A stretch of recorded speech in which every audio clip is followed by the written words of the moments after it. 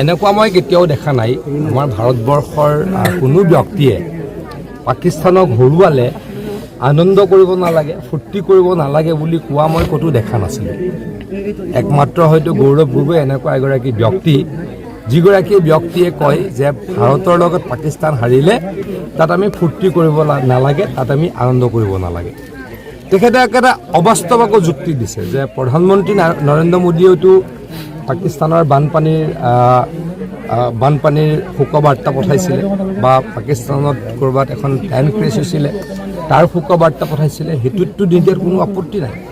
পাকিস্তানত মানুহ মৰিলে ভাৰতীয় হিচাপে আমিও দুখ পাম, পাকিস্তানত প্লেন ক্ৰেছ হ'লে আমিও দুখ পাওঁ। কিন্তু তাৰ লগত এইটো কথা কেনেকৈ আহিলে যে ভাৰতৰ লগত পাকিস্তান যদি হাৰে তাৰ কাৰণে আমি ফূৰ্তি কৰিব নালাগে, সেইটো কথা ক'ৰ পৰা আহিলে? এইটো অকল গৌৰৱ গগৈ ডাঙৰীয়াৰ নিচিনা ব্যক্তিয়েহে ক'ব পাৰে যোন পাকিস্তানৰ চিম্পেথাইজাৰ। সেইটোৱে আমাৰ কাৰণে অত্যন্ত ডাঙৰ দুখৰ কথা যে ভাৰতৰ এগৰাকী সাংসদ পাকিস্তানৰ দুখত পাকিস্তান হাৰিলে দুখ পায়। মই পাকিস্তানত মানুহ মৰিলে আমিও দুখ পাম, পাকিস্তানত প্লেন ক্ৰেছ হ'লে, পাকিস্তানত বানপানী হ'লে নৰেন্দ্ৰ মোদী ডাঙৰীয়াই টুইট কৰে, হিমন্ত বিশ্ব শৰ্মা ডাঙৰীয়াই টুইট কৰে। তাৰ লগত পাকিস্তান হাৰিলে আমি ফূৰ্তি কৰিব নালাগে, সেই টুইটটোৰ সামঞ্জস্যত সেই প্ৰশ্নটো মই গৌৰৱ গগৈ ডাঙৰীয়াক সুধিছোঁ। মানে কথাটো আপোনালোকে গম পাইছে নাই মই কি ক'ব খুজিছোঁ? তাৰমানে মই যেতিয়া ৰাতিপুৱা ক'লোঁ যে পাকিস্তান ভাৰতবৰ্ষৰ লগত হাৰোঁতে আমি ফূৰ্তি কৰিব নালাগে, তেখেতে লগত কি কৰিলে পুৰণা দুটা টুইট নৰেন্দ্ৰ মোদী ডাঙৰীয়া আৰু হিমন্ত বিশ্ব শৰ্মা ডাঙৰীয়াৰ টুইট দুটা উলিয়ালে। হিমন্ত বিশ্ব শৰ্মা ডাঙৰীয়াই পাকিস্তানৰ প্লেন ক্ৰেছ হওঁতে দুখ প্ৰকাশ কৰিছিল, এইটোতো সকলোৱে কৰিব সভ্য সমাজত। নৰেন্দ্ৰ মোদী ডাঙৰীয়াও কৰিছিল, পাকিস্তানৰ বানপানীৰ সমভাগী হৈছিল। এইটোৰ লগত তেওঁৰ সম্পৰ্কটো কেনেকৈ আনিলে?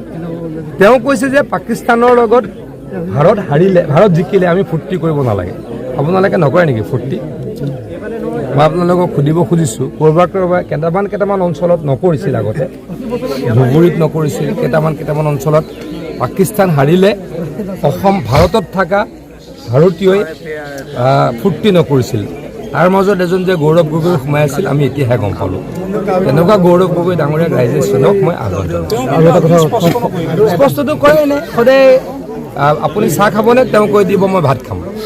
আপুনি পানী খাবনে? তেওঁ কৈ দিব মই ভাত নাখাওঁ। উত্তৰটোতো দিয়াই নাই। হিমন্ত বিশ্ব শৰ্মা ডাঙৰীয়াই প্ৰশ্ন কৰি আছে যে আপুনি পাকিস্তানলৈ গৈছিল নে নাই? তই নকয়, তেওঁ বেলেগ কথা কয়।